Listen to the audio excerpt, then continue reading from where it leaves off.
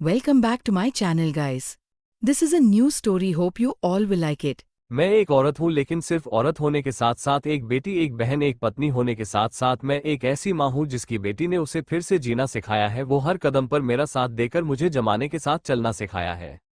लेकिन उन सब के बावजूद लोगों की राय मेरे लिए नहीं बदली, वो ये कि मैं एक तलाकशुदा औरत हूँ। शादी के 20 साल बाद उसके पति ने आखिर उसे क्यों छोड़ा? उसने जरूर कोई गलती की होगी, जरूर किसी गैर मर्द के साथ उसका संबंध रहा होगा जिसका पता उसे चला होगा, इसलिए उसने इसे सजा दी है। अच्छा, क्या इसे इसकी बेटी के साथ घर से निकाल दिया? ऐसी औरतों के साथ ऐसा ही होना चाहिए था। अपनी माँ की कही हुई सारी बातों को याद करते हुए अपने आत्मसम्मान के लिए एक नए सफर की शुरुआत कर पाएगी काव्या, या फिर लोगों की बातों को सुनकर रोते हुए अपनी जिंदगी गुजार देगी? अपने माँ और प्यार के साथ वो कभी अपने सपने को पूरा कर पाएगी, जो सपना उसकी माँ ने उसके लिए देख रखा था, अपनी बेटी के लिए?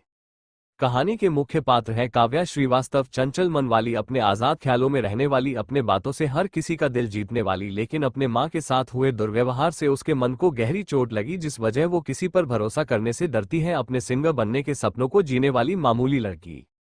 अर्जुन रंधावा, प्रसिद्ध म्यूजिक इंडस्ट्री रंधावा कंपनी का मालिक, जिसने ना जाने कितने सारे सिंगर्स को इस म्यूजिक इंडस्ट्री में लॉन्च किया है, अपने वसूलों का पक्का और अपनी जिंदगी को शर्तों पर जीने वाला। लेकिन बचपन में हुए हादसे की वजह से उसमें न जाने कितने बदलाव आए हैं। जो घमंडी, जिद्दी और उतना ही दिल का साफ है, लेकिन गलती करने वाले को माफ ना करने वाला, एक ऐसा पत्थर दिल इंसान जो कभी हार ना मानने वाला। लेकिन क्या काव्या जैसी मामूली सी लड़की कभी अर्जुन जैसे घमंडी लड़के को अपना दिल दे पाएगी? क्या दोनों के दिल एक दूसरे के लिए कभी धड़केंगे? नफरतों से शुरू हुई बेपनाह मोहब्बत की दास्तां किस ओर ले जाएगी इन्हें? मुंबई शहर, धारावी, रात के तकरीबन 9 बज रहे थे। चारों ओर गहरा अंधेरा छाया हुआ था, लेकिन चारों ओर की रोशनी भी उस गहरे काले अंधेरे को रोशनी नहीं दे पा रही थी। वो थी काव्या की जिंदगी में। उसकी उम्र करीब 19 साल होगी। लंबे घने बाल, उसकी भूरी आंखें किसी को भी आकर्षित कर सकती थी। लेकिन कुछ ही समय पहले उसके पिता ने उसकी मां को तलाक दे दिया था। गलती क्या थी? उनकी जिंदगी भर जिस इंसान के साथ वो सारी उम्र बिताने आई, उसी इंसान ने उनका साथ ये कहकर छोड़ दिया अब वो उसके साथ रहना नहीं चाहते हैं। माँ इसी सदमे को बर्दाश्त नहीं कर सकी। उनकी तबीयत इतनी खराब हो गई थी कि पास ही के बस्ती के हॉस्पिटल में उन्हें एडमिट कराया गया था। काव्या को कुछ भी समझ में नहीं आ रहा था, आखिर ऐसी हंसती खेलती जिंदगी को किसकी नजर लग गई? साथ देने वाला कोई नहीं, ना कोई रिश्तेदार, ना कोई सगे संबंधी, कोई सहारा नहीं जिसे वो जानती हो। इस अनजान शहर मुंबई अपनी माँ के साथ आए तो कुछ ही दिन हुए थे, लेकिन किसे पता था यहाँ आकर वो एकदम अकेली हो जाएगी। कुछ दिन पहले सुनैना और काव्या दोनों माँ और बेटी, कुछ दिन पहले ही तो वो इस बस्ती में रहने आई थी। अपनी माँ के साथ कैसे बेसहारा छोड़ देती अपनी माँ को? उनकी उम्र 40 से अधिक ही होगी शायद। पुरानी सिल्क की साड़ी में लिपटी हुई उनका उदास चेहरा ऐसा लग रहा था कि जैसे कई रातों से सोई नहीं हो।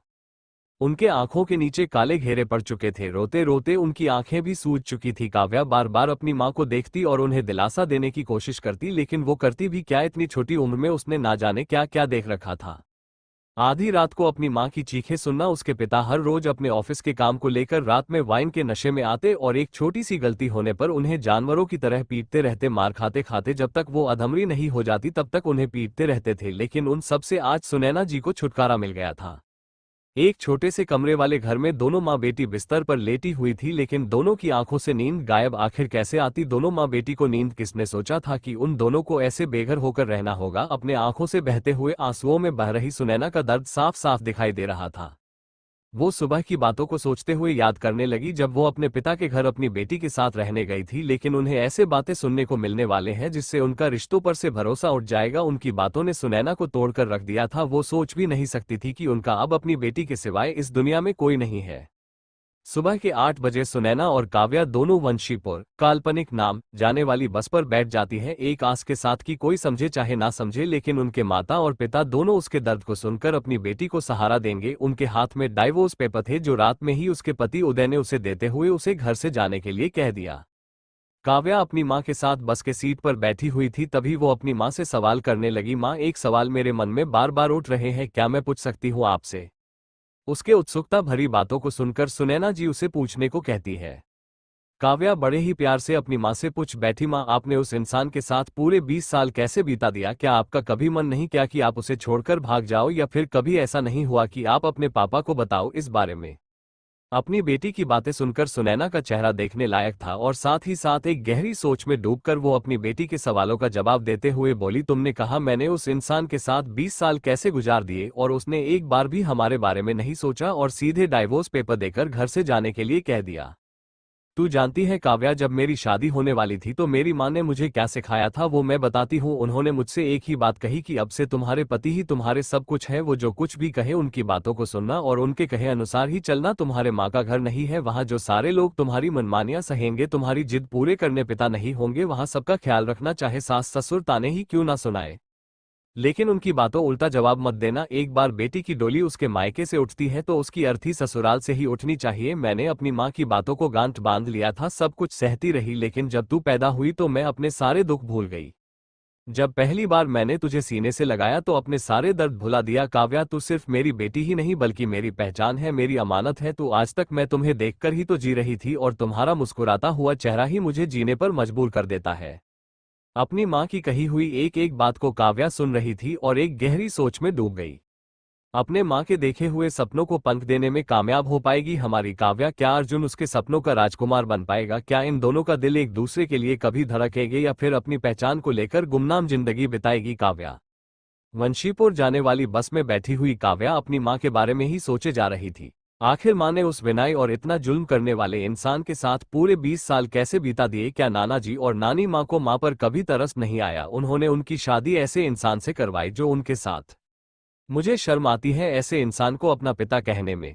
ऐसे इंसान के साथ रहने से अच्छा है पूरी जिंदगी अकेले बिताओ। माँ, मैं प्रॉमिस करती हूँ आपसे कोई दे चाहे ना दे आपका साथ, लेकिन आपकी काव्या आपका साथ जरूर देगी। वो कभी भी आपका साथ नहीं छोड़ेगी। बस कंडक्टर बस को रोकते हुए सबको आवाज लगाने लगा, वंशीपुर आ गया है, जल्दी से उतर जाओ सब लोग। सारे लोग एक एक करके बस से उतरने लगे। काव्या अपनी मां सुनैना के हाथ से सामान लेकर उनके साथ पैदल ही चलने लगी। कुछ ही दूर चलने के बाद दाईं तरफ एक ऊंची सी बिल्डिंग जो कि दिखने में कुछ खास नहीं थी, उस घर के सामने खड़े होकर काव्या दरवाजा खटखटाने लगी। दरवाजे की कुंडी को खोलकर सामने एक 62 साल की एक औरत जो दिखने में बिल्कुल साधारण लग रही थी, वो काव्या को देखकर मुस्कुरा देती है और सुनैना को देखते ही उनके चेहरे पर उदासी छा जाती है। सुनैना और काव्या उस औरत के पांव छूती हैं, वो उन दोनों को लेकर घर के अंदर आती हैं। सुनैना जैसे ही उनसे कहती है, माँ आखिर मेरी गलती क्या थी जो उन्होंने मुझे इतनी बड़ी सजा दे दी? अब मैं अपनी बेटी को लेकर कहाँ जाऊंगी? तुम ही बताओ माँ, बाबूजी से मैं क्या बोलूँ? तूने इतनी बड़ी गलती की है, आखिर क्या जरूरत थी तुझे अपने सपने के बारे में कहने की? देख सुनैना, बचपन से लेकर आज तक मैं तुझे समझाती रही, तुम रचना नहीं बन सकती हो, वो मुंबई में रहती है, लेकिन अपने गायिका बनने के सपने की जिद में तूने अपना हाल क्या से क्या बना लिया। हमने तो सोचा था एक बार बेटी की डोली उसके मायके से उठ गई तो अर्थी उसके ससुराल से ही उठे तो हमारा मान बढ़ेगा, लेकिन आज तलाक पेपर लेकर आए हैं, जैसे बहुत बड़ा काम कर दिया हो। तभी सुनैना के बाबूजी अपनी पत्नी की बातों को सुनकर अपने कमरे से बाहर आते हैं। काव्या अपने नाना जी के पैर छूते हुए बोली, नाना जी, माँ ने क्या क्या है जो सारे लोग उसे ऐसे ऐसे सवाल कर रहे हैं जैसे मेरी माँ ने किसी का मर्डर कर दिया हो? वो पापा के जुल्म को आज तक मेरी वजह से सहती रही, तब तक वो ठीक थी, लेकिन उन्होंने इतना ही कहा ना कि उनका बचपन से सपना सिंगर बनने का जो अधूरा रह गया। इतना सुनकर पापा को गुस्सा आया और वो सारा गुस्सा माँ पर उतार दिया। बिटिया तुम कमरे में जाओ, मामी और मामा जी दोनों तुम्हें बुला रहे हैं, अपने भाई और बहनों से मिलो। नहीं नाना जी, मैं बड़ी हूँ और साथ ही साथ समझदार भी, अगर मेरी माँ को उसके मायके में सहानुभूति नहीं मिल सकती है तो क्या हुआ, इनकी बेटी है, इनका ख्याल रखने के लिए माँ अब हमें यहाँ से चलना चाहिए। कुछ ज्यादा ही उम्मीद लगाए हुए थे, लेकिन जब आंखों पर बंधी हुई पट्टी खुलती है ना तो रिश्तों पर से भरोसा भी उठने लगता है। और आज मैंने ये तो जान लिया कि जब अपने ही अपनों का साथ देना छोड़ देते हैं तो दिल पर क्या बीतती है। अपनी माँ को समझाकर काव्या अपने सामान को उठाकर अपने मामा और मामी से मिले बिना ही घर से बाहर निकल आए। अपनी माँ के आंखों से बहते हुए आंसुओं को पोंछते हुए बोली, इस शहर में ना सही किसी और शहर में ही सही, उस शहर के किसी कोने में तो जगह तो मिल ही सकती है ना हम दोनों माँ बेटी के लिए। तुम मेरे साथ हो ना माँ, तो फिर मुझे कुछ भी नहीं चाहिए। तुम साथ रहोगी तो खुले आसमान के नीचे तुम्हारे आंचल की ठंडी छांव में जो सुकून मिलेगा वो कहीं और नहीं। सुनैना अपनी बेटी को ऐसी समझदारी भरी बातें करते हुए देखकर वो एक फीकी मुस्कान के साथ बोली, तुम तो मेरी जान हो, लेकिन एक नई शुरुआत करने के लिए सब कुछ पीछे छोड़ना पड़ता है और मैं इतनी जल्दी सब। हाँ माँ हाँ, अब रखा ही क्या है हमारे लिए यहाँ सिवाय दर्द भरी यादों के अलावा जो सुबह से लेकर शाम तक किसी न किसी बहाने दस्तक देती ही है, तो इससे अच्छा एक नई शुरुआत करें माँ, क्यों न हम दोनों रचना मासी के पास जाए। वंशीपुर से मुंबई जाने वाली ट्रेन से सफर तय करना मामूली बात नहीं थी, लेकिन सुनैना हिम्मत जुटाकर आखिरकार मुंबई जाने वाली ट्रेन में बैठ ही गई, अपनी बेटी के साथ अपनी पिछली सारी यादों को पीछे छोड़कर अपने नए जिंदगी की शुरुआत करने। ट्रेन अपने टाइम पर खुल गई थी मुंबई शहर जाने के लिए। प्रेजेंट में काव्या अपनी मां को हॉस्पिटल में एडमिट करने के बाद वो अपने मोबाइल से रचना को कॉल लगाने लगी। उसकी मां बेड पर लेटे हुए अपनी बेटी को परेशान होते हुए देख रही थी। वो इतनी मजबूर थी कि अपनी बेटी को ये भी नहीं कह सकती थी कि तुम परेशान मत हो, मैं हूं ना। तभी रचना से बात करने के बाद वो अपनी मां के पास आती हैं, जिसकी सांसें तेज रफ्तार से चल रही थी। वो अपनी मां को इस हालत में देखकर घबरा गई, उन्हें जल्दी से इन्हेलर लाकर देती हैं। कुछ ही देर बाद उनकी सांसें नॉर्मल हो जाती हैं। वो अपनी मां के पास बैठकर रोते हुए बोलने लगी, मां, मासी ने तो कहा है कि उन्हें आने में टाइम लगेगा, हो सकता है वो सुबह आए, लेकिन तुम जल्दी से ठीक हो जाओ ना, उसके बाद हम दोनों मिलकर तुम्हारे सपने को पूरा करेंगे।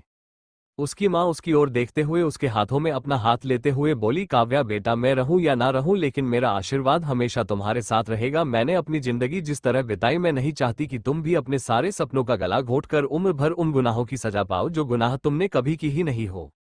मैं तुम्हें एक कामयाब सिंगर बनते हुए देखना चाहती थी, तुम्हें तुम्हारे सपनों को पूरा करते हुए देखना चाहती थी, लेकिन वो सब शायद कभी नहीं देख पाऊंगी। मेरी ये सांसें पता नहीं कब मेरा साथ छोड़ दे, कब मैं अपनी आंखें बंद कर लूं, लेकिन इस दुनिया से जाने से पहले अपनी बेटी से एक ही बात कहना चाहती हूं। किसी पर भरोसा तभी करना जब तुम्हें उस पर यकीन हो, वरना भरोसा टूटने के साथ ही वो इंसान भी टूट जाता है, जैसे मैं टूट गई हूं। अपनी मासी के साथ हमेशा खुश रहना। माँ, तुम ऐसी बातें बोलकर इमोशनल क्यों कर रही हो? मुझे रोना आ रहा है, मुझे पता है तुम्हें कुछ नहीं होगा, मेरे गणपति है ना, वो तुम्हें कभी कुछ नहीं होने देंगे। ऐसी बातें करके मुझे मत डराओ, तुम ऐसे बोलोगी तो मुझे हिम्मत कौन देगा, मैं किसे देखकर जीना सीखूंगी। हाँ, सब कुछ ठीक हो जाएगा अब, लेकिन मुझे दुख है कि मैं अपनी बच्ची को यहाँ इस शहर में ले तो आए, लेकिन तुम्हारा और मेरा साथ यहीं तक था। हो सके तो अपनी माँ को माफ कर देना। हॉस्पिटल के अंदर आते हुई एक 38 साल की औरत जो दिखने बड़ी मॉडर्न थी, उसे देखकर ऐसा लग रहा था जैसे वो अभी अभी पार्टी से आ रही हो। बहुत ही महंगे कपड़े पहने हुए थे उसने और साथ ही साथ डायमंड ज्वेलरी भी, लेकिन उसके चेहरे पर एक चिंता की लकीर थी। वो अपने तेज कदमों में साथ हॉस्पिटल के अंदर आती है और रिसेप्शनिस्ट के पास आकर, एक्सक्यूज मी, मुझे सुनैना श्रीवास्तव से मिलना है। वो रिसेप्शनिस्ट एक नज़र उस औरत को देखती है, फिर वो उसे वार्ड नंबर 2 की ओर इशारा करते हुए बोली, यहाँ से लेफ्ट साइड में है वो patient. Thank you so much. वो वार्ड नंबर 2 में आती है। बेड पर लेटी हुई सुनैना को देखकर उसके कदम दरवाजे पर ही रुक गए। वो वहीं से सुनैना को देखने लगी, उसे बेड पर लेटे हुए देख अपनी आंसुओं को रोक नहीं पाए। उसने कभी सोचा नहीं था कि अपनी बड़ी बहन को इस हाल में देखेगी। उसकी आंखों से टपकती हुई बूंदें सुनैना के चेहरे पर आ गिरती हैं। वो रोनी आवाज में कहने लगी, सुनैना दीदी, ये क्या हालत बना ली है आपने, मेरा तो आपको पहचानना मुश्किल हो गया था, क्या हुआ है आपको? मैं आपको बड़े हॉस्पिटल में एडमिट करवाती हूँ। वो कॉल लगा ही रही होती है कि सुनैना उसके हाथ को पकड़ते हुए विनती करने लगी, रचना, तुम मेरी छोटी बहन हो, अगर अपनी दीदी के लिए कुछ करना ही चाहती हो तो एक एहसान कर दो मुझे पर। मेरी ये बेटी जिसे बचपन से मैंने एक ही सपना दिखाया है, सिंगर बनने का, हो सके तो अपनी दीदी की बातों का मान रखना और इसे अपनी बेटी मानना, तो मेरी आत्मा को शांति मिलेगी। वो कह ही रही होती है कि उसकी सांसें तेज हो गई, जैसे अब वो अचानक से थमने वाली हो। उसकी सांसें छूट रही थी, बस एक बार उसकी बहन काव्या की जिम्मेदारी उठाने के लिए तैयार हो जाए तो वो सुकून से अपनी आंखें बंद कर ले। मैं आपकी बेटी की बिल्कुल अपनी बेटी की तरह प्यार करूंगी, उसे वो सारी खुशी दूंगी जो आप देना चाहती है। मैं उसके सपने को पूरा करने में उसका साथ दूंगी, मासी की तरह नहीं, बिल्कुल एक माँ की तरह। आपकी बेटी अब से मेरी जिम्मेदारी है। रचना की बातें सुनते ही उसकी सांसें थम गई। काव्या के हाथों से उसकी मां का हाथ छूटकर बेजान से होकर नीचे गिर गई। अपनी मां को हमेशा के लिए खो दिया था काव्या ने। एक पल में उसकी जिंदगी जैसे रुक गई हो, एक पल में ही उसकी सारी दुनिया, उसकी सारी खुशियां सब खत्म हो गई थी। वो अपनी मां से लिपट कर रोने लगी। एक बेटी के लिए उसकी मां ही सब कुछ होती है, उसकी दोस्त, उसकी हमराही, उसकी हमदर्द, लेकिन काव्या के लिए तो उसकी मां ही उसकी दुनिया थी। लेकिन उन्होंने तो काव्या को हमेशा के लिए अलविदा कहकर इस दुनिया से जा चुकी थी। रचना के भी आंसू रुक नहीं रहे थे, लेकिन वो काव्या के सर पर अपना हाथ रखकर उसके सर को सहलाते हुए बोली, काव्या रो मत बच्चा, तुम्हारी माँ की जगह तो मैं नहीं ले सकती, लेकिन तुम्हारी ये मासी तो है ना, वो तुम्हें कभी अकेला नहीं छोड़ेगी। तुम मेरी बड़ी बहन की बेटी हो, बिल्कुल मेरी बेटी की तरह। अपनी माँ के लिए तुझे खुद को संभालना होगा, मैं तो हूं ना तुम्हारे साथ। अपनी माँ को खोने के बाद काव्या बिल्कुल ही टूट चुकी थी, लेकिन रचना ने उसे बिल्कुल अपनी बेटी की तरह उसके सर पर हाथ रखते हुए बोली, काव्या बेटा, तुम दीदी की इकलौती बेटी थी, इसलिए उनके अंतिम संस्कार की विधि तुम्हें ही करना है। सुबह भी होने वाली है, मैं तुम्हारे मौसा जी और भैया को कॉल करके बुला लेती हूँ। वो रोते हुए अपनी मासी के गले लग गई। रचना भी प्यार से उसके सर को सहलाने लगी। अगली सुबह मिस्टर राय बहादुर रचना के पति और उनका बेटा राहुल हॉस्पिटल आते हैं और सुनैना की बॉडी को लेकर अंतिम संस्कार की सारी तैयारी करवाते हैं। काव्या रो रो कर पूरी तरह से टूट गई थी, उसके आंसू रुक ही नहीं रहे थे। रचना और उनका पूरा परिवार सुनैना के अंतिम संस्कार में सम्मिलित होता है। अपनी मां को मुखाग्नि देने के बाद काव्या अपनी मासी के गले लग जाती है। उनकी अस्थियों को कलश में लेकर रचना काव्या के साथ अपनी घर की ओर जाने के लिए कार में उसे बैठाती है। 1 घंटे के बाद सारे लोग घर पहुंच गए थे। मुंबई के मलाड रोड के किनारे बनी हुई एक आलीशान सफेद रंग की इमारत जो किसी पैलेस से कम नहीं दिख रही थी। घर के बाहर नेम प्लेट में बिरला हाउस लिखा हुआ था। कार की हॉर्न की आवाज सुनकर गार्ड दरवाजा खोलता है। घर के बाहर ही एक गार्डन था जिसमें अनेकों प्रकार के फूलों के पौधे लगे हुए थे। काव्या अपनी खुली आंखों से सब कुछ देख रही थी। कार को ड्राइवर बिल्कुल घर के सामने रोकता है। रचना काव्या को उतरने के लिए कहती है। वो कार से उतरकर मासी के हाथ को पकड़कर घर के अंदर जाने लगी। घर के अंदर से आ रही शंख की गूंज को सुनकर रचना मुस्कुराते हुए काव्या से कहने लगी, काव्या बेटा घर के अंदर चलो मेरे साथ। वो अपनी मासी के हाथों को पकड़कर घर के अंदर आती है। घर के सारे लोग रचना के साथ काव्या को देखकर हैरान थे। तभी एक बुजुर्ग महिला जो 70 साल के आसपास ही होगी, आंखों में चश्मा लगाए हुए, कॉटन की महंगी साड़ी पहने हुए और हाथों में सोने की चूड़ियां पहने हुए थी। रचना अपनी सास को देखते हुए बोली, माँ जी मैं काव्या को पहले कमरे में लेकर जा रही हूँ, उसके बाद आपसे बात करती हूँ। रचना की सास कुसुम बिरला हाँ में सर हिलाते हुए उसे जाने को कहती है। घर के सारे सर्वेंट अपने अपने कामों में लगे हुए थे। तभी एक लड़की रचना को आवाज देते हुए बोली, मोम आप कहाँ गई थी? वो उसकी ओर देखते हुए बोली, बेटा मैं तुम्हारे कमरे में जा रही हूँ, तुम भी आओ मेरे साथ। वो अपनी माँ के पीछे पीछे जाने लगी। रचना उसे एक बड़े से कमरे में लेकर आती है। उसे बेड पर बैठाते हुए कमरे में लगे हुए पर्दे को उठाकर फिर खिड़की को खोलते हुए उसके साथ बैठते हुए वो उसके सर को अपनी गोद में रखते हुए उसके सर पर अपना हाथ सहलाते हुए बोलने लगी, काव्या बेटा दीदी ने आज तक घर के दहलीज को कभी पार नहीं किया था, लेकिन उन्होंने इस बार बहुत हिम्मत करके तुझे मुंबई ले ही आए। एक बात बताओ, तुम ऐसे ही रोकर उनके बलिदानों को व्यर्थ जाने दोगी या फिर आगे बढ़कर कुछ ऐसा करोगी जिससे तुम्हारी माँ की आत्मा को शांति मिलेगी? वो मरते मरते मेरे हाथों में तुम्हारा हाथ सौंप कर चली गई। मैं तुम्हें बेटी मानती हूँ, मैं चाहती हूँ तुम आगे बढ़ो, अपनी माँ के सपने को पूरा करो। वो रोते हुए बोली, मासी माँ का सपना मैं पूरा करूंगी, लेकिन उन्होंने मुझसे प्रॉमिस किया था कि वो मुझे छोड़कर कभी नहीं जाएगी, फिर वो मुझे इस तरह अकेला छोड़कर क्यों चली गई? तभी एक लड़की काव्या के सामने आकर मुस्कुराते हुए उसकी हिम्मत बढ़ाने के लिए कहने लगी, क्योंकि तुम्हारी मोम तुम्हें स्ट्रांग बनाना चाहती थी। वो चाहती थी कि तुम अपने दम पर कुछ करो ताकि तुम्हें किसी और के सहारे की जरूरत कभी लेनी पड़े। काव्या मैं नैना हूँ। वो नैना की बातें सुनकर रचना की गोद से अपने सर को उठाते हुए बोली, नैना मैं अपनी माँ के सपने को जरूर पूरा करूंगी। मैं आज के बाद कभी खुद को कमजोर नहीं पड़ने दूंगी। आप मेरा साथ दोगी ना मासी? वो उसके सर को चूमते हुए बोली, हाँ मेरा बच्चा, तुम्हारी मासी हमेशा तुम्हारे साथ है।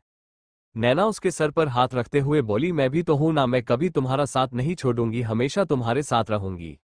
वो काव्या के गले लग जाती है।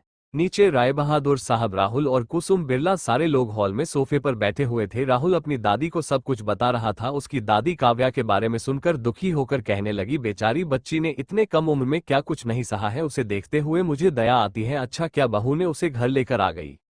तभी रचना सीढ़ियों से उतरते हुए अपनी सास के पास बैठते हुए बोलने लगी, माँ जी काव्या अब से मेरी जिम्मेदारी है, मैं उसे इस लायक बनाना चाहती हूँ ताकि आगे चलकर उसे दीदी की तरह न बनना पड़े। मेरी बहन ने अपनी जिंदगी में जितने दुख और दर्द सहे हैं उतना तो शायद ही कोई सहा होगा। मैं काव्या को अपनी बच्ची की तरह प्यार दूंगी। मैंने कुछ गलत तो नहीं कहा ना माँ जी?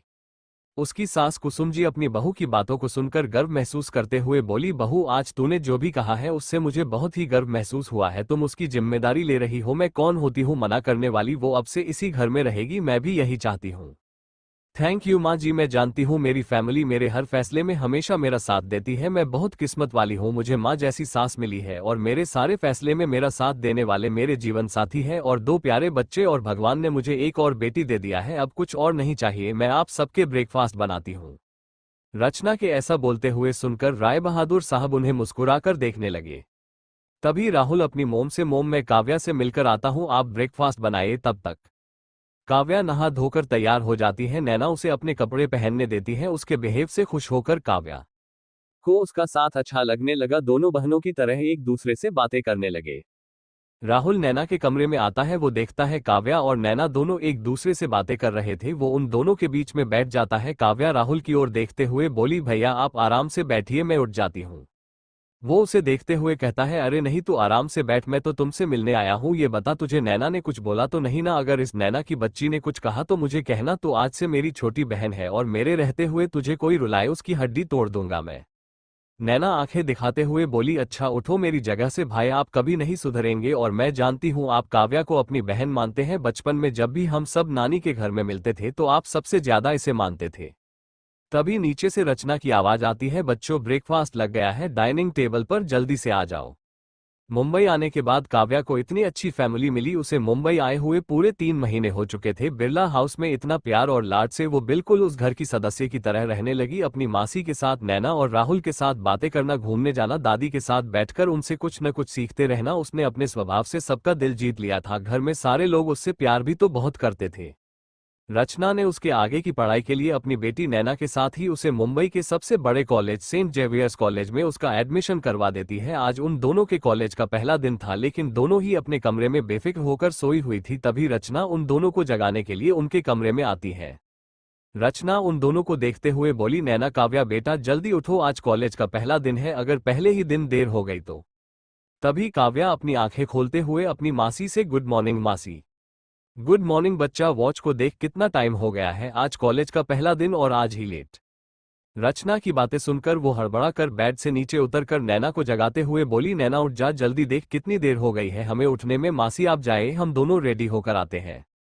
नैना को जगाने के लिए काव्या उसे आवाज देने लगी। वो अंगड़ाई लेते हुए बोली, क्या काव्या, कितनी रोमांटिक ड्रीम देख रही थी मैं? आज मेरा प्रिंस चार्म मुझे किस करने वाला था और मैं उसका चेहरा देखने ही वाली थी कि तूने जगा दिया।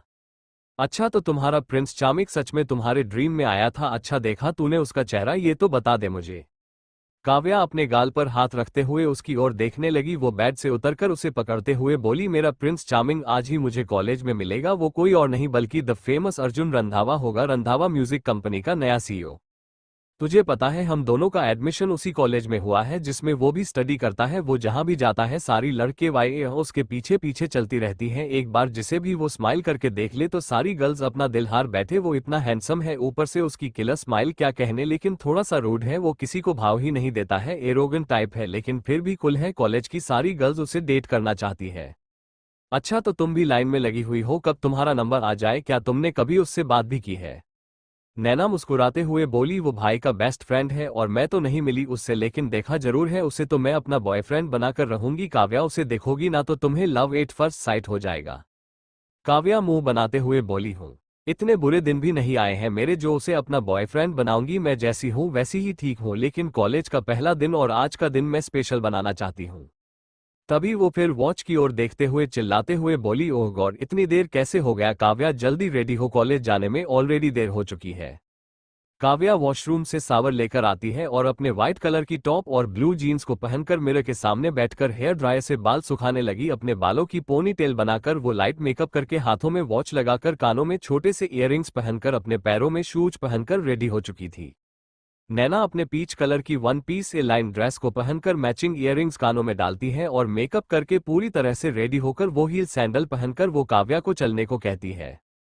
लेकिन काव्या उसे जाने के लिए बोलकर सामने दीवार पर लगे हुए अपनी मां की तस्वीर को देखकर उनके पास आती है और उनकी तस्वीर को देखते हुए उसकी आंखें भर आती हैं। अपनी मां से, थैंक यू मां, इतनी अच्छी फैमिली से मिलाने के लिए।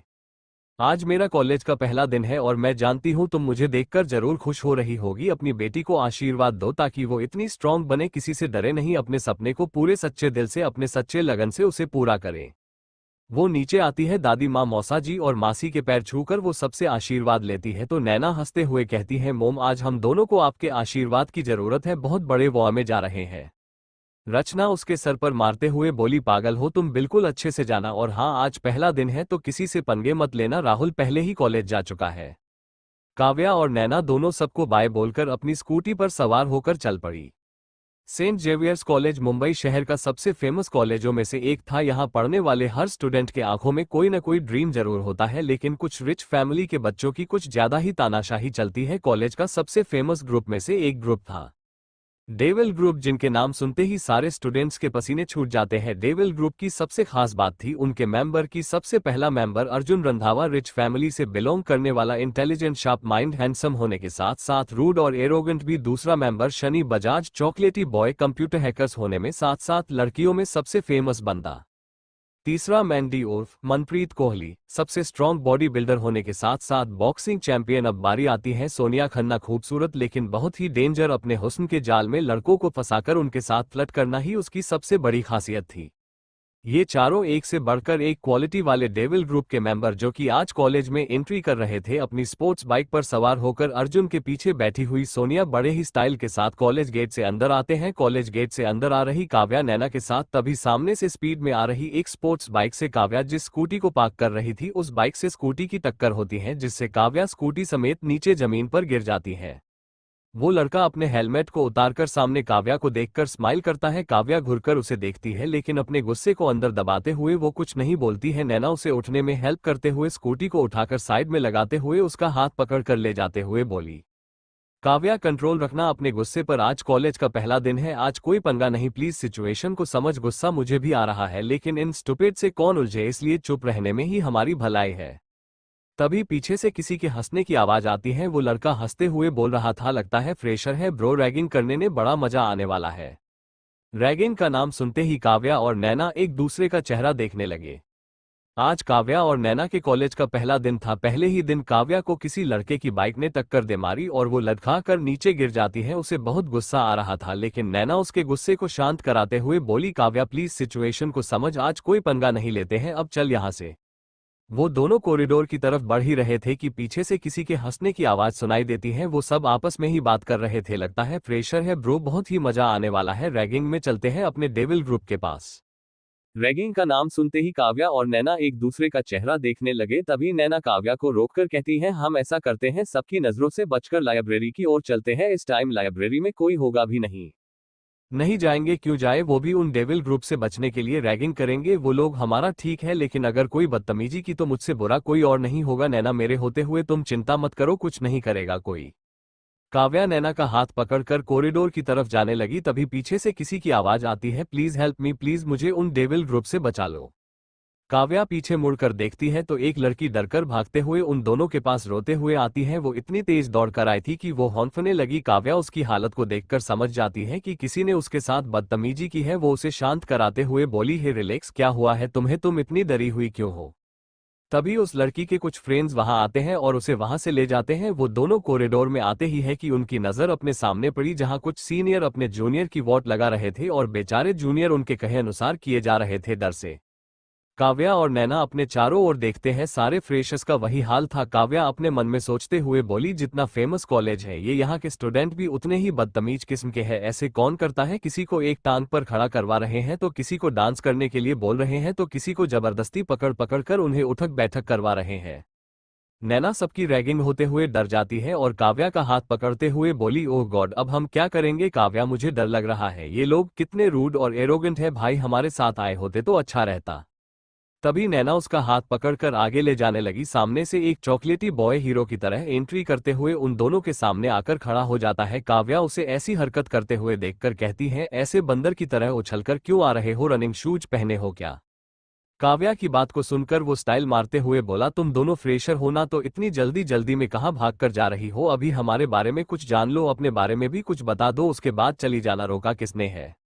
काव्या उसकी बातों पर ध्यान ना देते हुए वो नैना का हाथ पकड़कर आगे जाने लगी। तभी वो चॉकलेटी बॉय काव्या के सामने आकर खड़े होकर के कहने लगा, चकमा देकर भागने के बारे में सोचना भी मत है गाइज, यहाँ आओ और देखो, दो फ्रेशर्स रैगिंग से बचने के लिए भाग रही है। नैना डरते हुए धीरे से कहती है, हम कहाँ भाग रहे हैं, झूठ क्यों बोल रहे हो। सामने से आ रहे सीनियर को देखते हुए काव्या अपनी जगह पर खड़ी रहती है। वो अपने सामने देखती है तो एक लड़की ब्लैक कलर की शॉर्ट ड्रेस पहने हुए दिखने में बहुत खूबसूरत लग रही थी। उसके साथ एक लड़का जो बॉक्सर की तरह लंबा चौड़ा दिखाई दे रहा था। दोनों साथ में आते हैं और काव्या को और नैना को झुके हुए वो लड़की हंसते हुए बोली, क्लासरूम में जाने की इतनी जल्दी भी क्या है स्वीट हार्ट, थोड़ा सा टाइम स्पेंड हमारे साथ भी कर लो, है तो हम सीनियर ही नहीं शनि, ये गर्ल्स दिखने में तो बिल्कुल डॉल की तरह है, लेकिन इन्हें तुमने हमारे बारे में बताया नहीं क्या। नो सोनिया डार्लिंग, ये दोनों यहाँ से भाग रहे थे लेकिन मेरी नज़र जिस पर एक बार पड़ जाती है ना, उनकी तो किस्मत ही बदल जाती है, अब इनके साथ क्या करना है। तभी सोनिया के बगल में जो लड़का था वो नैना की ओर देखते हुए मुस्कुराकर बोला, तू भी ना शनि इतना भी नहीं समझता है इन ब्यूटीफुल गर्ल्स के साथ क्या करना चाहिए, वैसे तुम दोनों का नाम क्या है। नैना धीरे से कहती है, मैं नैना और ये मेरी सिस्टर काव्या। मैंडी जैसी दिखने में हो वैसे ही नाम है। हे सोनिया, अब इनके साथ हमारा चॉकलेटी हीरो शनि कुछ करेगा। शनि, सोनिया और मैंडी तीनों एक दूसरे को मुस्कुराकर देख रहे थे। शनि सोनिया के इशारे को समझते हुए बोला, मैं इस पीच कलर की ड्रेस वाली लड़की को किस करने वाला हूँ। नैना शनि की बातें सुनकर डर जाती है, लेकिन काव्या शनि को देखते हुए बोली, तुम ऐसा बोल भी कैसे सकते हो। इस कॉलेज में हम सब स्टडी करने आए हैं, ना कि तुम्हारी बदतमीजी को बर्दाश्त करने। हटो सामने से, हमें जाने दो, नहीं तो अच्छा नहीं होगा। नैना, चलो मेरे साथ, ऐसे लड़के को कैसे हैंडल करते हैं ये मुझे अच्छे से आता है। मैंडी काव्या की ओर देखते हुए, तुम जहां जाओगी हमें पाओगी स्वीट हार्ट, एक किस ही तो है, करने दो, उसके बाद ये चली जाएगी। रही तुम तो एक सॉन्ग सुना देना। काव्या गुस्से में, ये कॉलेज तुम्हारे पापा का नहीं है, और अगर तुमने मेरी बहन को छूने की भी कोशिश की न तो मुंह तोड़ दूंगी, समझे। उसकी इस तरह की बातें सुनकर सामने से आ रहा एक हैंडसम सा लड़का अपने दोस्तों के पास आता है। उसे देखकर उसके सारे दोस्त मुस्कुराने लगे। वो लड़का आगे बढ़कर काव्या के सामने आकर उसे घूरते हुए कहा, क्या कहा तुमने अभी? मैंने ठीक से सुना नहीं। शायद तुमने सुना नहीं, वो तुम्हारी प्रॉब्लम है, मेरी नहीं। हो सकता है तुम्हारे कानपुर में हड़ताल हो, मुझे जो कहना था मैंने कह दिया। अगर तुम सब ने मुझे या फिर मेरी सिस्टर को परेशान करने की कोशिश की तो मैं प्रिंसिपल से कंप्लेन कर दूंगी। सोनिया उसकी बातें सुनकर हंसते हुए बोली, अर्जुन, इसे लगता है इसकी धमकी सुनकर हम सब डर जाएंगे। इसे तो तुम अपने तरीके से समझाओ, इसके साथ तुम ही निपटो। तभी नैना अर्जुन को देखते हुए अपने मन में कहने लगी, ये तो अर्जुन रंधावा है, इस कॉलेज में तो इसकी ही ज्यादा चलती है, सारे स्टूडेंट्स इससे डरते भी हैं। लेकिन अगर काव्या ने इससे पंगा ले लिया तो ये काव्या का जीना हराम कर देगा। ओह गॉड, मुझे ही कुछ करना होगा। सारे फ्रेशर नैना और काव्या के पीछे खड़े थे। अर्जुन स्माइल करते हुए सारे फ्रेशर से कहता है, गाइस, तुम सबको को क्लासरूम में तभी जाने मिलेगा जब तुम लोगों की रैगिंग खत्म हो जाएगी। सोनिया, मैंडी और शनि सारे फ्रेशर्स से रैगिंग कर रहे थे। अर्जुन काव्या को घुरे हुए जा रहा था, लेकिन काव्या उसे बिना डरे हुए बोली, तुम सब डेविल ग्रुप के मेंबर हो तो क्या मैं नहीं डरती हूं तुमसे। आज कॉलेज का फर्स्ट डे है और मैं किसी की भी रैगिंग नहीं होने दूंगी। लेकिन अर्जुन काव्या के करीब आने लगा और स्माइल करते हुए बोला, तुम्हारी सिस्टर ना सही, तुम्हें तो किस कर ही सकता हूं, और सबसे पहले तो तुम्हारी ही रैगिंग होगी।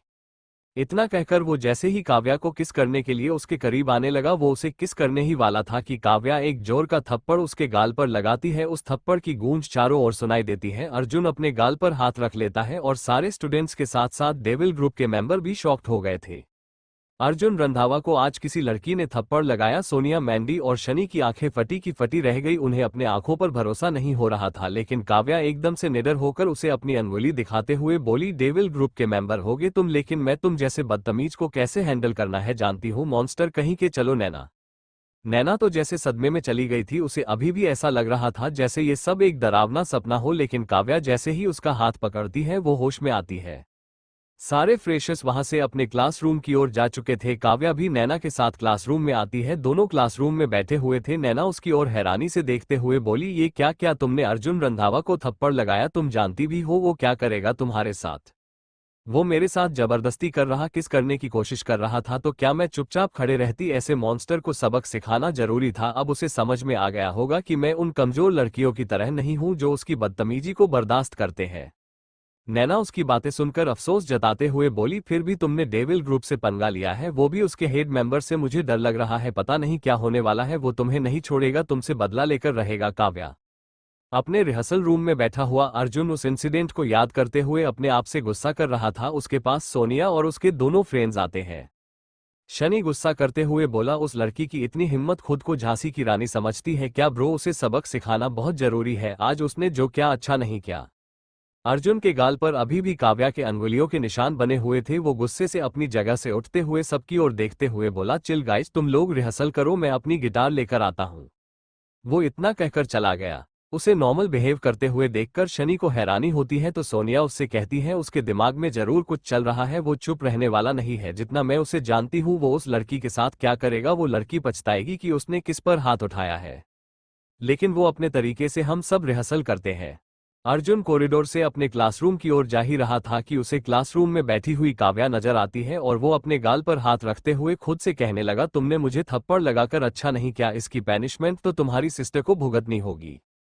काव्या अपने क्लासरूम में बैठी हुई थी, तभी अर्जुन की नजरें उस पर पड़ती हैं। वो गुस्से से अपनी मुट्ठी भींचते हुए खुद से ही कहने लगा, ये लड़की खुद को समझती क्या है, इसे तो पैनिशमेंट मिलकर रहेगी, इसका बदला तो मैं इसकी सिस्टर से लूंगा। काव्या क्लास अटेंड करने के बाद नैना के साथ कैंटीन में आती है। वो अपना ऑर्डर देने के बाद आराम से चेयर पर बैठकर बातें कर रही थी। तभी सामने के टेबल पर मैंडी, शनि और सोनिया बैठकर उन दोनों को घूर रहे थे। काव्या उन सभी को इग्नोर करते हुए नैना से कहती है, हे रिलैक्स, कुछ नहीं होगा, तुम इतनी डरपोक तो नहीं हो, तुम तो मुझे हिम्मत देती हो, तो फिर आज ऐसा क्या हो गया? नैना डेविल ग्रुप के एक मेंबर मैंडी को देखकर वो काव्या से कहती है, ये बॉडी बिल्डर है ना, इसके सामने बड़े बड़े बॉक्सर कुछ नहीं है, ये जिस किसी को भी एक पंच मार दे वो दोबारा उठ नहीं पाता है। अच्छा तो ऐसी बात है, ये लोग सच में डेविल ही है, लेकिन मैं क्यों डरूं इन लोगों से? देखो हमारा सैंडविच और कॉफी आ गया है, मुझे तो जोरों की भूख लगी है। वो कॉफी लेकर पीने ही वाली होती है कि शनि जूस का ग्लास काव्या के सर पर डाल देता है और साथ ही साथ नूडल्स और केचप भी। कैंटीन में सारे स्टूडेंट्स काव्या की ऐसी हालत देखकर हंस रहे थे। शनि हंसते हुए अपनी बेस्ट फ्रेंड सोनिया से हाई फाई करते हुए अपनी जगह पर बैठ गया। सोनिया उसके पास आकर कुटिल मुस्कान के साथ उसकी हालत पर हंसते हुए बोली, ओह बेचारी की हालत तो देखो शनि, तुमने तो इसके अच्छे खासे फेस को बिगाड़ कर रख दिया, लेकिन इस नैना का क्या? इसके साथ कुछ नहीं करोगे, लेकिन सबसे पहले इसकी वीडियो बनाओ और वायरल करो। जो सबसे पहले इसकी पिक्चर और वीडियो वायरल करेगा और जिसके सबसे ज्यादा कमेंट्स और लाइक्स आएंगे उसे मैं 10,000 का कैश दूंगी। हरी अप गाइज, जिसके ज्यादा लाइक्स और कमेंट्स आए होंगे वो मुझे कल इसी कैंटीन में इसी टाइम में मिलेंगे। सारे स्टूडेंट्स काव्या की पिक्चर और वीडियो बनाने लगे। काव्या बिना कुछ बोले ही अपने सर को झुकाए हुए खड़ी थी, लेकिन सोनिया उसके सर के ऊपर कोल्ड ड्रिंक और वेजिटेबल सूप गिराकर सैंडविच भी उसके सर रख कर कहती है, ओह कितनी फनी लग रही है, इसके साथ तो सेल्फी लेनी चाहिए, एक मेमोरी की तरह रहेगी मेरे पास। तभी मैंडी नैना के पास आकर उसके बालों को छूते हुए बोलने लगा, ये तो नाजुक कली है और डरी हुई भी है, इसके साथ क्या करें? नैना मैंडी की ओर देखकर गुस्से से कहती है, तुम लोगों ने मेरी सिस्टर के साथ अच्छा नहीं किया, तुम लोग सीनियर हो तो क्या ऐसे रैगिंग करोगे? हमारी सोनिया बिच की बिच ही रहोगी, तुमसे चीप लड़की कोई और हो भी नहीं सकती है। तभी सोनिया अपनी पर्स से 2,000 के नोट को निकालकर काव्या के ऊपर फेंकते हुए बोली, ये लो पैसे, इतने पैसे में तुम्हारे कपड़े की तरह 2 जोड़ी कपड़े और आ जाएंगे। मेरे बेस्ट फ्रेंड को सबके सामने तुमने थप्पड़ मारा था ना, इसकी सजा तो तुम्हें भुगतनी होगी। उसके बाद सोनिया नैना के चेहरे को पकड़कर गुस्से से भड़कते हुए बोली, तुम्हें आज पता चला मैं बिच हूं, लेकिन मैं उससे भी खतरनाक हूं। इस कॉलेज में रहना है तो हमसे डरकर रहना ही होगा, नहीं तो उसका अंजाम क्या होता है ये तुम समझ ही गई होगी, और अगर नहीं समझी तो ये सब तो शुरुआत है तुम्हारे साथ। Let's go guys. तभी नैना जाते हुए सोनिया को देखकर उसके पीछे से कहती है, तुम्हें खुद पर बहुत घमंड है ना, तुम्हें बहुत शौक है ना किसी के भी सेल्फ रिस्पेक्ट की धज्जियां उड़ाना, ना जाने कितने स्टूडेंट्स की तुमने रैगिंग करके उन्हें डरा कर रखा। मैं प्रे करती हूँ गॉड से कि जैसे तुमने मेरी सिस्टर की हालत की है उससे बदतर तुम्हारी हालत हो, ताकि सारे लोग तुम्हारे वीडियो और पिक्चर को क्लिक करें और वायरल करें, लोगों के लाइक्स और कमेंट्स आए और कहे कि तुम यही सब डिजर्व करती हो, और कहीं ऐसा ना हो कि तुम्हारा मर्डर किसी दिन मेरे ही हाथों हो, उस दिन पूरे कॉलेज के स्टूडेंट्स को तुमसे छुटकारा मिल जाएगा। शनि, मैंडी और सोनिया तीनों उसकी फेक धमकियों को सुनकर हंसने लगे। तभी सोनिया हंसते हुए बोली, लगता है अपनी सिस्टर को ऐसी हालत में देखकर सदमा लगा है, क्रेजी गर्ल बोल तो ऐसे रही है जैसे मेरा मर्डर सच में यही करेगी और लोग मेरी पिक्चर और वीडियो को लाइक्स और कमेंट्स करेंगे, इसे पता नहीं है सोनिया क्या चीज है। उसकी ऐसी बातें सुनकर मैंडी उसके सर को छूते हुए बोला, हे सोनिया तुम्हारा दिमाग तो ठीक है ना, ऐसी बहकी बहकी बातें क्यों कर रही हो? चिल गाइज, मैं तो बस मजाक कर रही थी, ऐसा सच में थोड़े ना होगा कि ये क्रेजी मेरा मर्डर कर देगी, ये तो इतनी डरी और सहमी रहती है कि ये बोलते हुए भी थर थर कांप रही थी। सोनिया बोलते हुए अपने दोस्तों के साथ कैंटीन से बाहर जा रही थी, लेकिन कोई अनजान शख्स उस पर नजर रखे हुए था। वो चुपके से सोनिया और नैना की वीडियो बना रहा था। काव्या कैंटीन से भागते हुए वॉशरूम की ओर जा रही थी कि सामने वो अर्जुन से टकराकर उसके ऊपर ही गिर जाती हैं, जिससे एक्सीडेंटली दोनों के होठ टच हो जाते हैं। काव्या की आंखें बड़ी हो जाती हैं, वो घबराकर अर्जुन के ऊपर से उठकर वॉशरूम में भागकर चली जाती है। अर्जुन अपनी जगह से उठकर उसे जाते हुए देख रहा था, लेकिन अपने व्हाइट शर्ट पर लगे हुए केचप के दाग और नूडल्स को देखकर गुस्सा करते हुए बड़बड़ाने लगा, ये लड़की सच में तो क्रेजी नहीं है, इसकी वजह से मेरी शर्ट में दाग लग गए, और वो किस जो इससे एक्सीडेंटली मेरे लिप पर, क्या वो क्या सच में एक्सीडेंटली हुआ था या फिर इसने जानबूझकर क्या था? शनि अर्जुन को ऐसी हालत में देखकर वो हंसने लगा और हंसते हुए कहा, ब्रो क्या हालत बना रखी है अपनी, ऐसे केचप और नूडल्स तो मैंने अभी उस झांसी की रानी पर गिराया था, लेकिन तुम्हारी शर्ट पर कैसे आए? कहीं कोई ऐसा वैसा चक्कर तो नहीं चल रहा है ना, या फिर नूडल्स खुद तुम्हारे ऊपर आकर गिरे हैं अपने केचप के साथ मिलकर?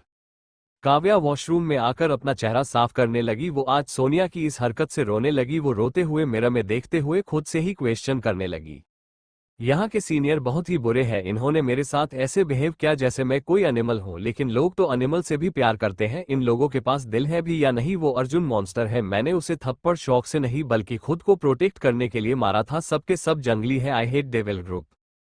काव्या अपने आंसू पोंछकर वॉशरूम से बाहर आती है, तभी गेट के सामने उसका पैर दो मरे हुए चूहे पर पड़ती है। वो उन मरे हुए चूहे को देखकर वो डर के मारे चीखने चिल्लाने लगी। तभी सोनिया, शनि और मैंडी तीनों जोर जोर से हंसने लगे। काव्या उन सबको देखते हुए रोते हुए पूछती है, ऐसा क्यों कर रहे हो मेरे साथ? मैंने क्या किया है? खुद को प्रोटेक्ट करने के लिए मैंने उस मॉन्स्टर को थप्पड़ मारा था। तभी सोनिया उसे देखकर ऐसे रिएक्ट करती है जैसे वो उसे ऐसे देखकर बहुत ही गिल्टी फील कर रही है। वो झूठ-मूठ का अफसोस जताते हुए बोली, सॉरी स्वीट हार्ट, अब तुम्हारे साथ ऐसा नहीं करेंगे बल्कि तुमसे माफी मांगेंगे। यही सुनना चाहती थी ना तुम? लेकिन हम सब तो तुम्हारे साथ तो इससे भी बुरा बिहेव करेंगे। क्या करोगी? बोलो, कुछ कर सकती हो क्या? तभी वहां पर class teacher mister John D'Souza जो दूर से ही चिल्लाते हुए बोले, क्या चल रहा है यहाँ पर? सोनिया सर को देखकर बहुत अच्छे से बिहेव करते हुए बोली, कुछ नहीं सर, ये सीनियर है, बेचारी अपना क्लासरूम ढूंढ रही थी, इसे हम सही जगह बता रहे थे इसकी। अपने अपने क्लासरूम में जाओ तुम सब। वो लोग सर की बात को मानकर वहां से चले जाते हैं। काव्या भी वहां से म्यूजिक लैब की ओर जाने लगी। इधर नैना काव्या को ढूंढते हुए लाइब्रेरी में आती है। वो देखती है लाइब्रेरियन की चेयर पर एक बहुत ही अजीब सा लड़का बैठा हुआ है। वो ब्लैक कलर की कोट को पहने हुए था और एक बड़ी सी हैट अपने सर पर पहने हुए था और वो दूसरी ओर अपना चेहरा घुमाए हुए था। नैना तो काव्या को ढूंढने आई थी, लेकिन उस लाइब्रेरियन को देखकर कोई खास रिएक्शन ना देते हुए वो उस लाइब्रेरियन से पूछती है, क्या यहाँ कोई लड़की व्हाइट कलर की टॉप पहने हुए थी? क्या आपने उसे यहाँ देखा था? लेकिन वो लाइब्रेरियन बिना नैना को देखे हुए बोला नहीं। लेकिन यहाँ स्टूडेंट्स बुक्स लेने या देने आते हैं या फिर अपनी पसंद के बुक्स ढूंढने आते हैं। तुम तो अपनी दोस्त को ढूंढने आए हो, लेकिन कोई बात नहीं, मैं तुम्हें एक ऐसी बुक देता हूँ जिसे पढ़कर तुम्हारी सारी टेंशन दूर हो जाएगी। वो लाइब्रेरियन उसे एक बुक निकाल कर देता है। वो उस बुक को लेकर देखती है और कहती है, सॉरी लेकिन मैं ऐसे मर्डर मिस्ट्री बुक नहीं पढ़ती हूँ, मैं अभी बहुत बड़ी टेंशन में हूँ, मैं अपनी सिस्टर को ढूंढ रही हूँ, उसे ढूंढ लूँ उसके बाद ही मैं कोई बुक पढ़ूंगी। वो जैसे ही उस बुक को रखने के लिए आगे बढ़ती है तभी उस बुक से कोई चीज निकलकर गिर जाती है। वो उस चीज को बिना देखे ही उठाकर बुक के ऊपर रखकर काव्या को ढूंढने चली जाती है। काव्या म्यूजिक लैब में आकर अपनी सारी टेंशन को और सारी बातें भूल जाती है जो अभी उसके साथ हुआ था। वो गिटार उठाकर म्यूजिक लैब के अंदर जहां म्यूजिक रिकॉर्ड होता है वो उस जगह पर आ गई और अपने सारे दर्द को भूलकर गिटार बजाते हुए गाना शुरू कर देती है। 11 मंजिलें रुस्वा है, खोया है रास्ता, आए ले जाए इतनी सी इल्तजा, ये मेरी जमानत है, तू मेरी अमानत है, आ मुझको ही राह दे दे, कस्में दे वादे दे, मेरी दुआओं के इशारों को सहारे दे, दिल को ठिकाने दे, नए बहाने दे, ख्वाबों की बारिशों को मौसम के पैमाने दे, अपने करम की कर अदाएं कर दे, इधर भी तू निगाहें सुन रहा है ना, तू रो रही हूं मैं, सुन रहा है ना, तू रो रही हूं मैं, सुन रहा है ना, तू रो रही हूं मैं, सुन रहा है ना, तू रो रही हूं मैं। यारा, काव्या गाए जा रही थी, उसके आंखों से आंसू निकल रहे थे, उसके सोंग की आवाज कॉरिडोर तक आ रही थी। नैना उस आवाज को सुनकर काव्या को ढूंढने लगी। अपने दोस्तों के पास आ रहा अर्जुन वहीं रुककर अपने आप से कहने लगा, ये कौन गा रहा है? इतनी अच्छी सिंगिंग तो कोई ऐसा ही गा सकता है जिसे सिंगिंग का पैशन हो, जिसके रग रग में सिंगिंग बसता हो, लेकिन ये आवाज तो म्यूजिक लैब से आ रही है। वो भागता हुआ म्यूजिक लैब की ओर जाने लगा। वक्त भी ठहरा है, कैसे क्यों ये हुआ? काश तू ऐसे आए जैसे कोई दुआ, तू रूह की राहत है, तू मेरी इबादत है, आ अपने करम की कर अदाएं कर दे, इधर भी तू निगाहें सुन रहा है ना, तू रो रही हूं मैं, सुन रहा है ना, तू क्यों रो रही हूं मैं, सुन रहा है ना, तू रो रही हूं मैं, सुन रहा है ना, तू रो रही हूं मैं। आ वो सॉन्ग को खत्म करके गिटार को वहीं रखकर टेरेस की ओर चली जाती है। म्यूजिक लैब के अंदर आकर अर्जुन देखता है तो वहां कोई लड़की नहीं थी। वो चारों ओर ढूंढता है लेकिन उसे वो लड़की कहीं नहीं मिलती है। अर्जुन बाहर आता है तो शनि उसे ऐसे देखकर कहता है, क्या हुआ ब्रो, कौन थी वो लड़की जिसकी आवाज को सुनकर तू इतना बेचैन हो गया कि हमें तक भूल गया? ऐसा कभी हो सकता है कि मैं अपने दोस्तों को भूल जाऊं? मरते दम तक तुम सबका साथ दूंगा, अब चले। लेकिन सोनिया कहाँ है? अर्जुन की बातें सुनकर सोनिया मैंडी के साथ आते हुए बोली, गाइज मेरी ब्यूटी पार्लर में अपॉइंटमेंट है, मुझे जाना होगी क्योंकि आज मैं डेट पर जा रही हूँ। सब एक साथ हैरानी से कहते हैं, डेट पर? सोनिया मुस्कुराते हुए बोली, यस डेट पर, वो आज ही मुझे प्रपोज करेगा, मैं बता नहीं सकती कि कितनी खुश हूं मैं। तभी अर्जुन सोनिया से पूछता है, कौन है वो लकी इंसान जिसके साथ हमारी डेविल ग्रुप की डेंजर सोनिया इतनी पसंद आ गई? सोनिया मुस्कुराकर, बहुत प्यार करती हूं मैं उससे, मैं तुम सबको भी उससे मिलवाऊंगी, लेकिन अभी जाना होगा मुझे, बाय गाइज, कल यहीं मिलते हैं। मैंडी उसे इतने खुश देखकर कहता है, इसे किसी लड़के से प्यार होगा, कभी सोचा नहीं था। तभी शनि कहता है, बहुत ही खुश हूं मैं, लेकिन आज जो हुआ उसे तो मुझे बड़ा मजा आया, मुझे भी अब जाना होगा। गाइड डेड आज ही वापस टूर पर जा रहे हैं, उनसे मिल लेता हूं। मैंडी भी शनि के साथ चला जाता है। अकेले खड़ा अर्जुन बस यही सोचे जा रहा था कि वो लड़की कौन थी जिसकी आवाज को सुनकर वो खो गया था। कॉरिडोर में अकेला खड़ा अर्जुन उस लड़की के बारे में सोच रहा था, लेकिन उसे वो लड़की कहीं नहीं मिलती है। वो लाइब्रेरी की ओर बढ़ ही रहा था कि उसका मोबाइल बजने लगा। वो अपने मोबाइल के स्क्रीन पर देखता है कि डॉक्टर आहूजा, जो कि संजीवनी हॉस्पिटल के फेमस डॉक्टरों में से एक डॉक्टर थे। अर्जुन उस डॉक्टर का कॉल रिसीव करते हुए बोला, हेलो डॉक्टर आहूजा। दूसरी ओर से डॉक्टर आहूजा थोड़े से टेंशन में थे, लेकिन सिचुएशन को हैंडल करते हुए बोले, अर्जुन तुम्हें इसी टाइम हॉस्पिटल आना होगा, इमीडिएटली। अर्जेंट नहीं होता तो नहीं बुलाता, जल्दी आओ। वो डॉक्टर की बात को सुनकर थोड़ा सा खामोश रहा, जैसे वो अंदर से बहुत डरा हो, लेकिन खुद को संभालते हुए वो डॉक्टर से पूछता है, मोम ठीक तो है ना डॉक्टर? तुम आ जाओ अर्जुन, उसके बाद ही मैं तुम्हें सारी बातें बताऊंगा। डॉक्टर के कॉल कट करते ही अर्जुन कॉलेज से सीधे हॉस्पिटल की ओर जाने के लिए अपनी बाइक पर बैठकर स्टार्ट करते हुए चल पड़ा।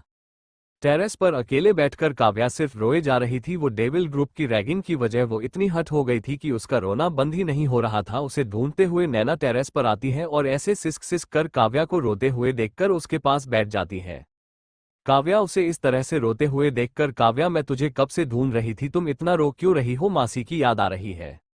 वो बात नहीं है नैना, ये डेविल ग्रुप के मेंबर इतने मॉन्स्टर कैसे हो सकते हैं? वो इस तरह से अपने जूनियर को टॉर्चर करते हैं। उन्होंने मेरे साथ वॉशरूम के बाहर इतना गंदा मजाक किया कि मेरे मुंह से डर के मारे चीखें निकल गई और वो सारे ठहाके लगाकर मुझ पर हंस रहे थे। आज कॉलेज का पहला दिन और मेरे साथ इतना कुछ हो गया। क्या ये डेविल ग्रुप सारे जूनियर के साथ ऐसे ही रैगिंग करते हैं? क्या प्रिंसिपल इन्हें पनिश नहीं करते हैं?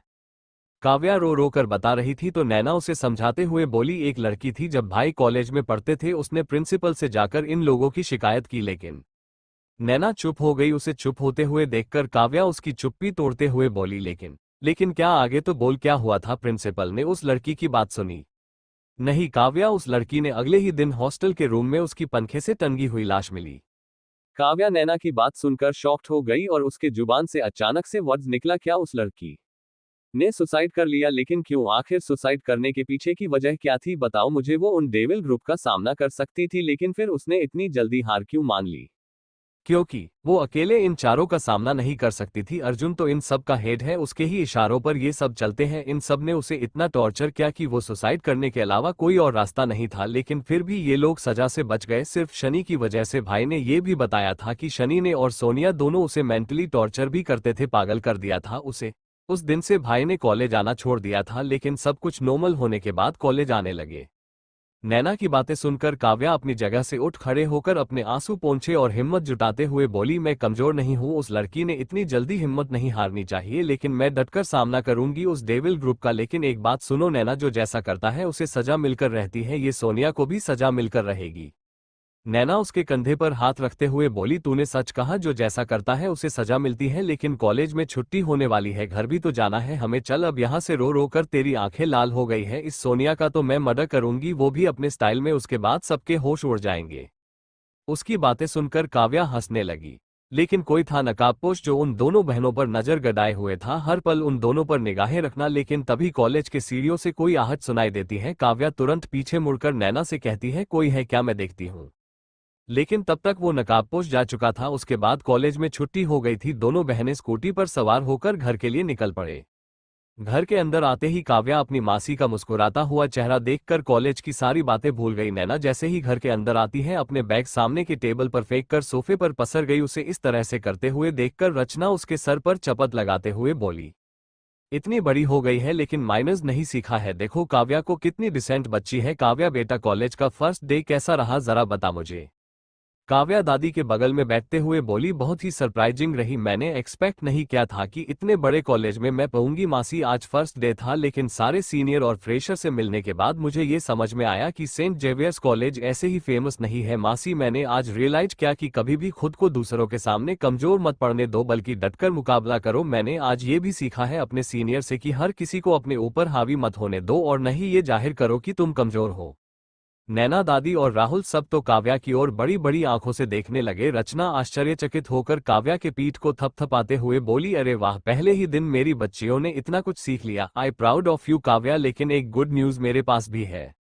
वो क्या मासी, बताइए ना। राहुल हंसते हुए कहा, तुम्हारी आज शाम को रंधावा स्टूडियो में तुझे ऑडिशन के लिए बुलाया गया है। डेट के रेकमेंड पर वो लोग तुम्हारे गाने को सुनने के लिए तैयार हो गए हैं। ये रहा address, Randhawa music studio, Versova, flat number 205। क्या ये एड्रेस है भाई? लेकिन कितनी दूर है ये, मैं अकेले कैसे जाऊंगी? काव्या को ऐसे मासूमियत भरी आवाज में बोलते हुए देखकर रचना हंसते हुए बोली, काव्या तुम्हारी ये पूंछ है ना नैना, ये तुझे लेकर जाएगी। क्या मैं ठीक है जाऊंगी, लेकिन चल पहले कमरे में फ्रेश तो हो जा, आज बहुत थक गई हूँ। ऐसी और स्टोरीज सुनने के लिए मेयर चैनल को सब्सक्राइब कीजिए। Bye bye.